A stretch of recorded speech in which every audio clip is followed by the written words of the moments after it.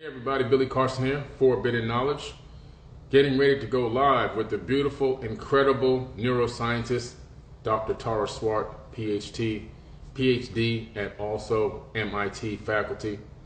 Uh, I met Dr. Tara Swart back when I went to MIT to take some classes in applied neuroscience.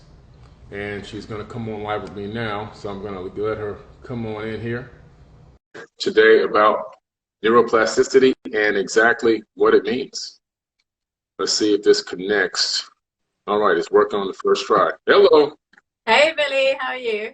Fantastic. Let me raise this up a little bit so I can be in You the always frame. do this. You're never ready for me to join in terms of camera I know, it's like positioning. this Yeah, time I'm standing up, and so it's like, okay, how do I get this thing to be a little bit taller? I know. Okay. How are you? You look great. Thank you, thank you.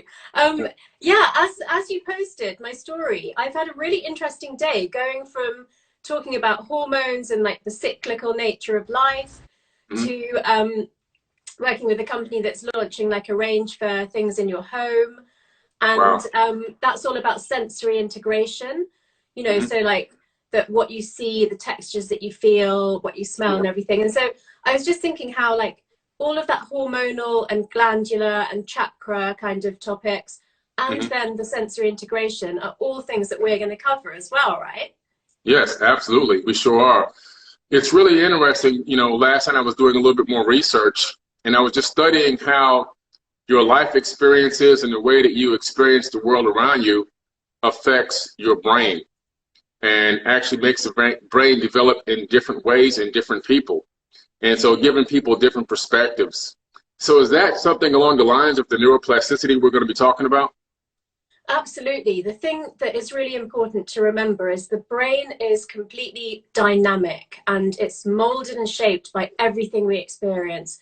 So whether that's, the people that really big you up and support you like we do to each other, or the toxic people that can be in your life that just always make that nasty little comment that puts you down, Mhm. all the way to, somebody's just mentioned about using plastics in your life. I mean, plastics are bad for the ocean, they're bad Yeah. for the climate change situation, and they're physically bad for us. I mean, I put everything in glass jam jars in our house. I don't use cling film, I don't use plastic. Um, Mm.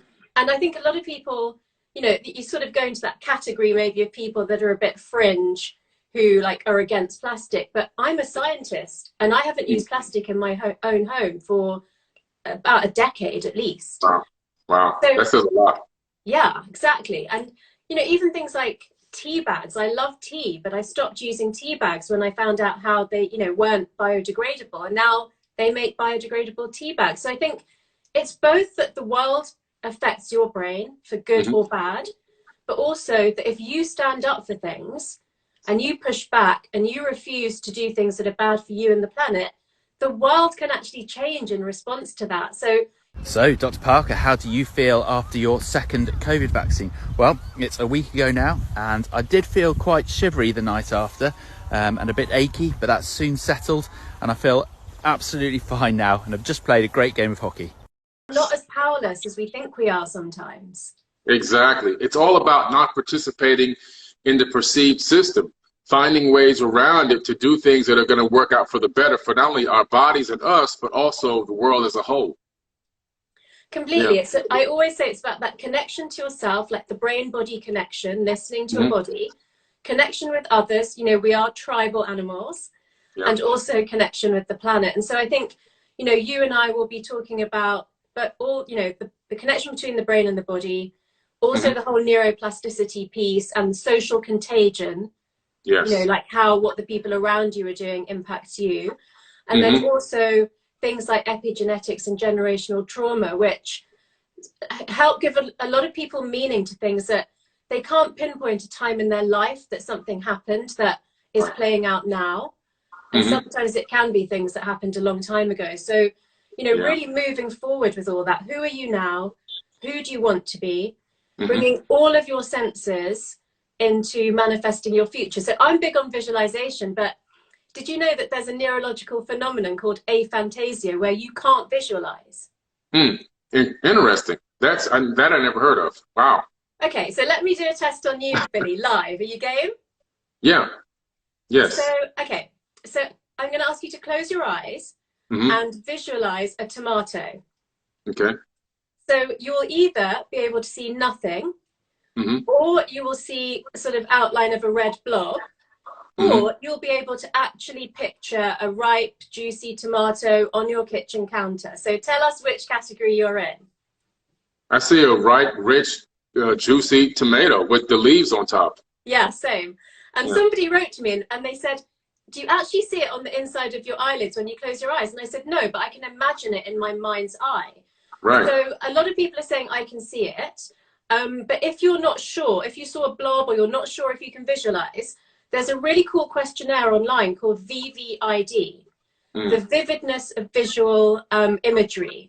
So it's on a spectrum. So some people, it's like, it's not binary. It's like either you can visualize or you can't. But it's like, how much can you see that? So somebody's saying, I see nothing. You know, this is not talked about enough. Right. So we need to talk about things like this, raise awareness of how your brain works. You know, it's so incredible that some people can do this and some people can't. But it doesn't mean you can't use a soundtrack of success, or you can't use textures in your home. Even like people with aphantasia, some of them still dream in pictures. Isn't that weird? Yeah, that's bizarre. This is something I never heard. I mean, this is why I'm hanging out with Dr. Tara Swart, because I like to learn things, okay? I can't really talk to a lot of people that I can learn something from. I mean, I learn from everybody as a whole, but like to get some real like solid like new knowledge for me to go explore and research, like this is great for me. I'm just like a kid in a candy store. This is amazing. I never heard of this. Now, I have synesthesia. So every time I hear sounds, I actually see numbers and colors. And the numbers are associated with colors. And also every time I see bright, really bright colors, I can feel the colors tingling in my chest. So I feel colors and I actually see sound. It's only 1 in 100,000 people in the world born this way, and that's how I was born. That's why you see me wearing dark shades a lot. It helps to dull down a little bit of the input. It helps me maintain focus. Also, if there's a lot of weird noises or I'm in an unfamiliar place and it becomes very sensitive, and then my eyes are doing a lot of weird things, and I want people to see my eyes doing that. So I just put the shades on, kind of like, you know, to kind of hide, to be quite honest with you. It's a really weird thing, but it has helped with my recall ability, because I can associate colors and numbers with sounds and words. Yeah. And so it helps me in a weird kind of way. It's hard to explain, but I actually can see the file folders, and I can store things in different compartments, and I can pull them back out very readily, very easily. Let me ask you, one thing I don't know about you is, do you play, or did you ever learn a musical instrument? Oh yeah, I have 340 songs in global distribution right now. Oh, yeah. I was on Billboard in 2018 with Donny Arcade, Return of Enki album, and that album was on Billboard for 8 weeks in 4 categories. So one of the videos that I'll share in our workshop, which people can register for through the Eventbrite link that we both have in our on our Instagram accounts, is a TED Ed video about how the brains of musicians work differently to people who just listen to music or have never played an instrument themselves. So a lot of what you've just said makes sense in terms of the fact that you are musical, you know, you've learned music. And it can just be using your voice. It doesn't have to be an instrument, but coordinating, reading music, or, you know, listening to the vibe, and then actually playing it with your hands, and kind of getting that feedback is so complex for the brain that it does actually make your brain superior. Somebody said, what instrument? It doesn't matter which instrument. Pick one that you love, because the enjoyment aspect makes your brain work better too. Yeah, true. I started with the trumpet in elementary school, and I became so good by the time I was in junior high. I put together my own little street jazz band. We would go play on street corners for money. I always had to get paid. I had to eat. You know, I was so poor. But so I'd play for money on YouTube. I'm the kid you'd see playing at these different malls and stores and stuff. And I have my little, you know, hat out or my bucket out, and people be dropping change, you know, in there. So that's how I got my start in music. You're so inspirational. And I think, you know, all of the stories that you and I will share about things that we've done in our lives also, you know, can really help people who feel very stuck in life, who feel like my life hasn't gone the way that I really wanted it to. And like, is it too late? Can you teach an old dog new tricks? Well, the beauty of neuroplasticity and all of this modern scanning technology we have is that we really can now say, you can teach an old dog new tricks. And like, I played the violin at school, but this year in lockdown, I started teaching myself keyboard. And, you know, I'm definitely a lot older than I was, you know, it's like 3 decades later. So, and I try to do a new learning each year for neuroplasticity. Nice. Somebody's saying, what did you play? So after trumpet, what else did you play? After trumpet, then what I did was I got into synthesized music. So I did a little clarinet, a little bit of flute, and then got into synthesized music. Right now I use an MPK Akai. It's a little half keyboard with a beat machine on top, beat tabs on top, and you just add different instruments to it. And then you stack your music. So you create the music one layer at a time until you compose an entire, entire song. Just like, the big composers of a lot of movies and everything else. Hans Zimmer is my favorite composer. All of his music is composed, and then he eventually creates the notes for those, and he can let an orchestra play, but he does it all on synthesizers. Yeah, that's something a friend of mine suggested that I start doing, like creating the music as well, because that's a very different experience. Okay, so whilst we're we're doing loads of live, so we talk about different things each time. Do you know what an earworm is? An earworm? Yeah. I know what an earwig is. No. Those are in Africa. I don't know what an earworm is. It's when you get a piece of music or a song in your mind and you cannot get rid of it, whatever you do. It just keeps coming up in your mind, and you keep humming it and thinking of it. In neurological terms, that's known as an earworm. Wow. That's interesting. That's a new, I'm learning. This is why I'm on here. That's a new term. I knew about earwigs. That's why certain African tribes sleep on their hands on the ground to prevent the worm from going in their ears, laying eggs. This is something totally different. Yeah, this is an earworm, not an earwig. It's literally like a short circuit in your brain. Okay, great question for you, Billy. Not coming from me, from someone. Is there anything you can't do? Well, I'm pretty sure. I haven't found it yet, but I'm pretty sure. Anything, I really do believe that whatever you apply yourself to, you can learn it to some decent level, to some respectable level. And so what I do is when I have an idea about something that I feel passionate about or want to try, I don't just take on the situation like haphazardly. I kind of go all the way in. Yeah. And the reason why I do that is because I expect so much of myself. And, so just like I was saying the other day on one of my shows, a workshop or something, if Michael Jordan challenged me to a one-on-one, now this is the best player arguably in the history of basketball, arguably. In my opinion, he is. Yeah. If he challenged me and I said yes, then I'm going to go play, not because, it's Michael Jordan and I'm playing with Michael Jordan. No. I'm going to play to win. I'm going to believe in my mind. If I say yes to the challenge, I'm going to believe I'm going to beat this guy. And if I don't believe I'm going to beat him, I'm not going to play.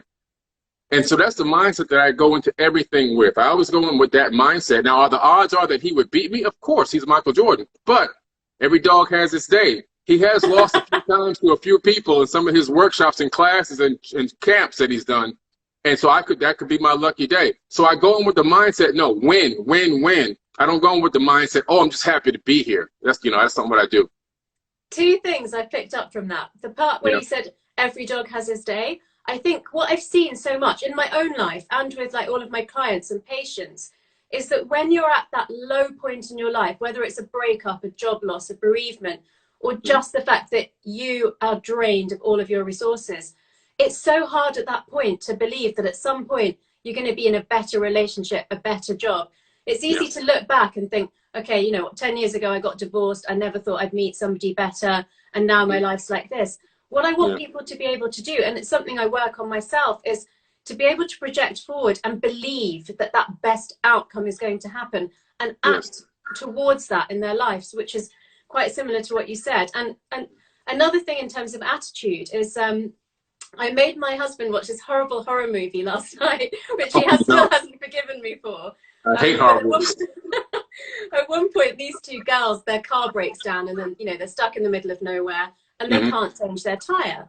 So my husband says, why don't they just change their tire? Like, who can't change a tire? And I didn't say anything. Then after a while, he said, darling, if you were on your own and your car broke down, can you change a tire? And Yeah. I said, no, because I've always had my brother or my husband or, you know, whoever to do it for me. Yeah. And he immediately said to me, but you would work it out. And I immediately said, yes, because that's what I do. I will sit with a problem Mm-hmm. and I will stay there when everybody says, look, just leave it, Tara. I will stay and stay until I fix it, because it's partly just I want the thing fixed, but it's also partly that I cannot admit that something like, you know, a light switch that needs rewiring or a fridge panel that's, you know, warped is going to beat my brain power. I can't agree. accept that. I agree with you 1000%. That's exactly how I am. If something, you know, I had a situation in my house the other day with these automatic window shades, and it needed to be reset, and the instructions were so ambiguous. And I was like, and I couldn't figure out initially, and I was like, I'm just going to call the company. I said, no. I'm going to figure this out. And I did. It took me an extra 15, 20 minutes, but eventually I got to figure it out on my own. So I understand exactly where you're coming from. I think that really develops a certain level of growth inside of you, and a certain level of, you know, no quit attitude. And that passes on into other things in your life as well. I mean, the way that I discovered that, and I'd love to hear like what, you know, the turning moment or crucible moment was for you, was after my divorce. And when I was like changing career at the same time, and I'd moved country at the same time, it was quite a low period in my life. And I used gratitude lists a lot to like help me in that time. And they started off being, you know, I'm grateful for my health and my family and my friends and, you know, all, and the, you know, my business and my travel.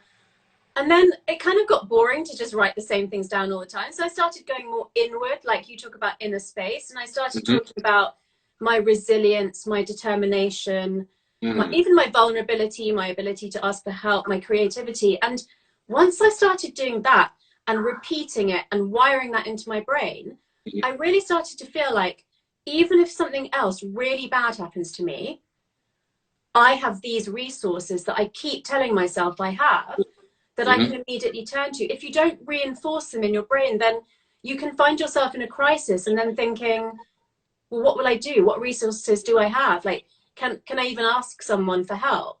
So that's another thing I really want to achieve in the workshop, is to help people identify their internal resources and really strongly imprint those more at the front of their mind. Absolutely. That's phenomenal. And I'll be covering a lot of affirmations as well. Actually, one of my top songs in the last 2 years is Affirmations by Forbidden Knowledge. And it's streaming all over the world. I think I hit the top 100 even in Brazil, which kind of shocked me because it's in English. Yeah. But the song really, I wanted to put out something that would give affirmations for every person in every aspect of life, no matter where they were, age-wise or whatever. Something was in there for everyone. And also to a very nice music tone that will give them the ability to recount the words or re-say the words over and over again. Eventually, it's going to come into memory, and they won't even need to hear the song. They can just call up those affirmations at any point or any part of the song that they needed at that moment. So they'll have that to empower themselves. And so we're going to go into a lot of affirmations, how they work, why they work, how they reprogram the mind, how they reprogram DNA, and everything else. So it's going to be a great workshop, guys. So you got to click the link in my bio or Dr. Tara Swart's bio. Click that link, go to the Eventbrite, sign up. It's going to be an amazing workshop, May 29th, 9 a.m. to 2 p.m. Eastern Standard Time. 5 amazing hours of teaching to me from one of the greatest minds in the world, Dr. Tara Swart in neuroscience. Thank you. I was a big fan. I was a big fan of yours before I met you at MIT. I know. I told you this. You know, I saw you on TED Talks, and I was like, wow, she's really good. And the next thing you know, I'm there, and you're the teacher. It's just like crazy. It's crazy how the universe works. But it all worked out. But guys, I'm telling you, this is something you don't want to miss. It's going to be an amazing, amazing workshop. And we're going to cover a lot of fantastic topics that you've probably had a lot of questions about and never been able to find the answers or hear the answers or hear at least a perspective on them. And we're going to back up a lot of what's being told by neuroscience that's being taught in one of the top universities really in the world, in my opinion. Yeah, I think MIT usually ranks as the top university in the world. Very proud to be part of it. Somebody's asking, what workshop is it? So Billy and I are doing a spirituality backed by neuroscience workshop on May 29th from 9 a.m. EST to 2 p.m. EST. That's 7 p.m. for me in the UK, so I will, you know, have to leave to go and cook dinner for my family. Yeah. And somebody said, hopefully we'll get an earworm from affirmations. Well, listen to Billy's music over and over again, and you will probably get that earworm. Yeah, thank you. Yeah, it's one of the top songs, and it's doing phenomenal numbers. I even have a version with no words, so I have the affirmations and I have affirmations meditation. So the affirmations meditation is the instrumental version of it, so that you can replace my voice with your own voice. Mm-hmm. So we have both. Yeah. So you can get it on Apple Music or Spotify. I was just thinking about the sort of neuroscience explanation for your success in Brazil, which is obviously very largely Portuguese speaking and maybe a bit Spanish speaking, not so much English, is because in transcendental meditation, you actually must not attach any meaning to the word that is your mantra or your affirmation. Correct. So I wonder if just the vibration of the words that you're using obviously feel good to people, even if it's not in a language that they can understand. And in a way, it's better if they're not attaching meaning to that word. Yeah, that's incredible. That you know, that's powerful, because really when you're speaking and you're saying words, you're actually creating cymatic frequencies, and frequencies carry different types of energetic properties.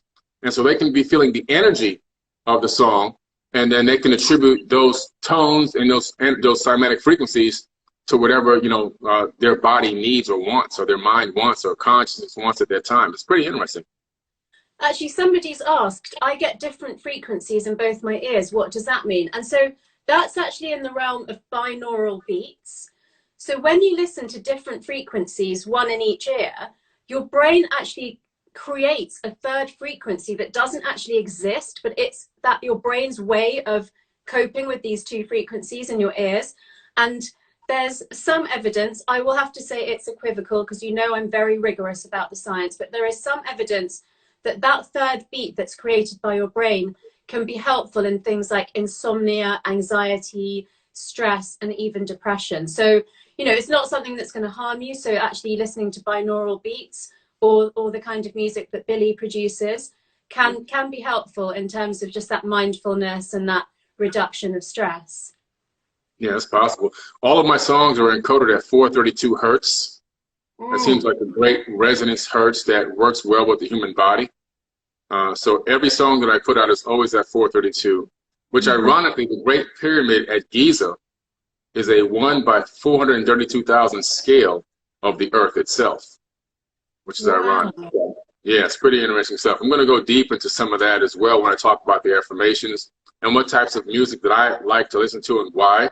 And I'm also going to talk about binaural beats as well. So we're all on the right track. Everybody here is going to really get something out of this. It's going to be, I think it's going to be very, you know, profitable in terms of what you're going to gain knowledge base. And I think it's something that you can't even put a price on, because these are lifelong lessons that you're going to be able to learn.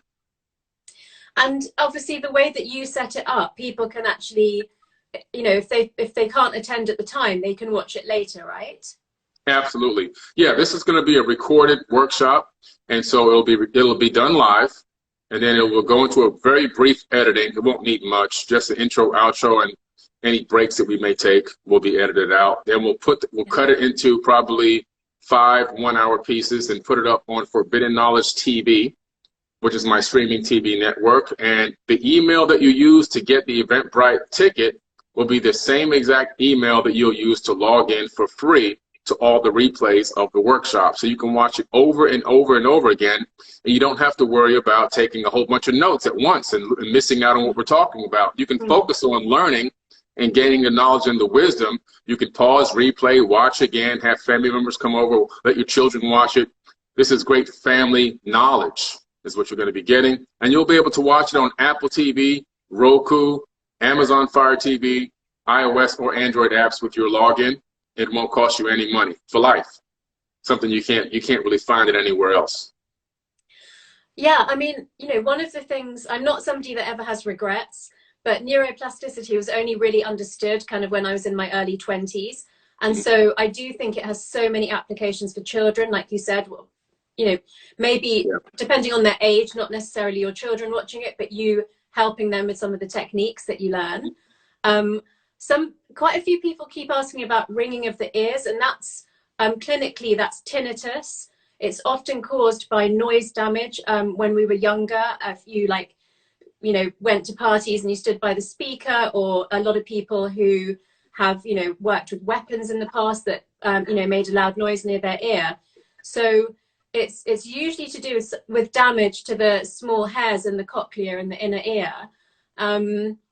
So I don't know if people are asking about something other than that, but I've just answered that from the medical point of view. Yeah.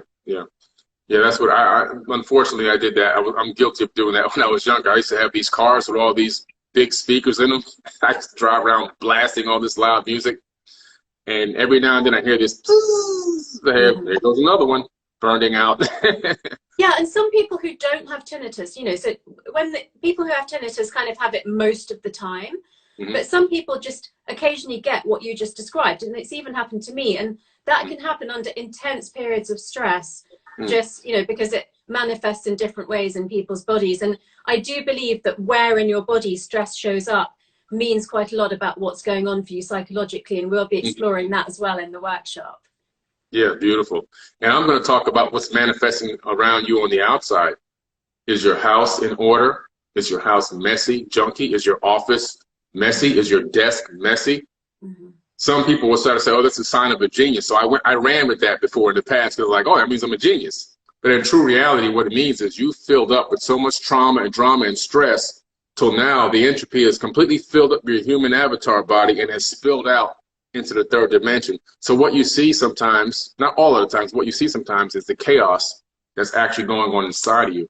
Yeah. And so that's why I focus heavily on keeping my house completely in order, completely clean, and completely aligned in Zen.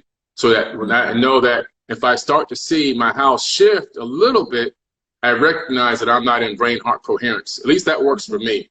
When I fix that, I'm getting myself, it's part of my process of getting myself back in alignment with my own self. And so a lot of the times what you see on the outside of you will be a manifestation of what's going on inside. I love that. I'm also a big believer. I mean, this is the reason that shows like Spark Joy, which I think in the UK is called The Life-Changing Magic of Tidying Up, why those shows are so popular, because I once a year I do a massive spring clean, and I just give a lot of clothes to charity and recycle as many things as I can. And so I was telling somebody who works for me, who said that they'd hoarded up so many clothes from decades ago, that it's not just the physical act of clearing space in your home. There's an energetic feeling of lack of flow and stagnation when you have a lot of things hoarded away. You have to also take into consideration that some people have a clinical syndrome of OCD, which someone's mentioned. But we're talking about people that don't have that clinical syndrome, that just want to keep their house, in order. But this person that works for me, when she finally did get rid of these things that she hadn't worn for years, she definitely, and she's not like us, she doesn't believe so much in that spirituality and manifestation stuff. She said she felt completely different. Oh yeah, absolutely. There's no doubt. Once you clean that mess and organize and straighten up, all of a sudden you just feel like this relief come over you. It's like, whew, I feel so much better now. And it almost seems like even you could think more clear. That's because it's a part of that alignment, realigning again, and now some of the trauma and stress has dropped down, allowing you to think more freely, more clearly. And people are talking about having young kids, and I completely agree that when you have young kids, for a while you're not completely in control of your house being tidy all the time. Absolutely. Yeah, of course. But one of the analogies that I'll use, one of the slides that I have for our workshop, is of like a dream home. And what I say is, compare your brain to your dream home. If you won the lotto and you bought the house that you never thought you could have, that's way beyond anything you thought you could have, would you put ugly furniture in it? Would you let people come in with muddy footprints? No. But we let people say bad things to us. We let people put us down. We let people take advantage of us financially, emotionally. And so I think if you come back to that analogy of the dream home, it works both ways. Like you've said, if your home's messy, what does that say about what's going on in your mind? But equally, if you think about the dream home and you treat your brain like that, it's a nice sort of boundary for you to come back to about, would I let someone do this to a really expensive house? Well, if not, why do you let them do it to your best asset, your brain? Boom. Exactly. Exactly. So on point. There's going to be some life lessons learned here, and it's all about uplifting and helping us get to the next level. It's not about talking down or putting you down. It's about getting you to realize maybe sometimes some hard truths about ourselves, looking inner. Like I said, we're going to go inside. We're going to inner space. And sometimes we have to confront the elephant in that inner room, and we have to address it. And we have to realize that, wow, there may be a better way for me to handle this situation or that situation, or think this way or that way. Or there may be some modalities that I can be involved in that will help me clear this up or help me get to the next level. It's all about elevation. It's not about, degrading. It's all about how can we get you and even ourselves to the next level. Because every time I participate in one of these workshops or classes or things that I do, these lectures, I learn more, I grow more just by even being a part of it. A lot of the times, to be honest with you, even while I'm speaking and talking in these workshops and lectures, I'm picking up more information and learning more information as I'm even speaking and getting more epiphanies and ideas and understandings about concepts. Even while I'm actually talking, it's a learning process. So it's phenomenal. And you might remember that I always say in class, please share your examples because people learn from other people. So, although Billy is going to take most charge of monitoring the chat because I'm not a great multitasker, you'll all be able to chat with each other during the workshop and learn from each other's experiences as well. We're not sitting here saying, I've got a PhD in neuroscience and an MD from Oxford, but I'm not saying that I know everything and that's what I'm going to give you. I'm saying that we want to have a conversation that opens up all of our consciousness. And Yes. sure, there'll be some formal learning in that, but it's mostly going to be experiential.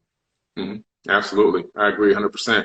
So listen, everyone, we don't have a lot of time this morning. I want you to click the link in my bio, click the link in Dr. Tara Swart's bio. It's at Dr. Tara Swart on Instagram. And of course, mine is Forbidden Knowledge with the number 4. Click the link, get the Eventbrite ticket. We're trying to have a very nice, beautiful, small class that we can really control, that we can talk to, that we can actually have. I can answer some questions in there and everything else, and people can communicate with each other. If there's 10,000 people in there, it's going to be kind of difficult. So we kind of have a good number of people that we're looking forward to having this workshop in this class. And I think it's going to be an amazing, life-changing situation. So, Dr. Swart, tell them about your book real quick. Oh, thank you. You can maybe see it in the background. It's called The Source, The Secrets of the Universe, The Science of the Brain. And it's basically about neuroplasticity and brain agility, but explained in a really practical way. And then it goes on to what I call action boards, which are vision boards, but that you take responsibility for in real life, and manifestation and visualization. So we'll be covering all those topics in the workshop as well. Absolutely. Thank you again for hopping on this morning. I know you're very, very busy. I know you have a long day ahead of you. So thanks for hopping on this is your afternoon, I think, and our early morning, right? Yeah. All right. Well, have a fantastic day and the best of luck on your next lives. You have a lovely day too. See you soon, Billy. All right. Bye. Thanks, everyone.